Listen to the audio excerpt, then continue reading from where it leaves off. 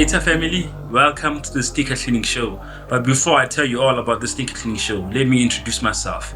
My name is Lesego Gumede, and I'm a person living with a bilateral hearing loss. My left ear is deaf, my right ear is also going deaf. In 2021, I resigned from my sales job due to the fact that I couldn't hear customers speak, but I refused to give up. That's when I started Sneaker Cleanic. Today, we have grown the business to 2 stores, manufacture certified sneaker cleaning products, run everything on technology that we have built ourselves. Guess what? We employ a team of 14 staff youth members.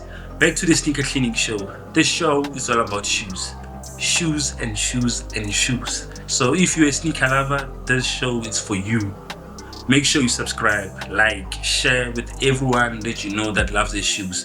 We're going to be showing you how to clean your shoes, how to repair them, what products to use on your shoes, what is best, how to actually maintain, literally everything about shoes. There's just going to be content that you need. Make sure that you subscribe, like, and share to somebody that you know loves their shoes.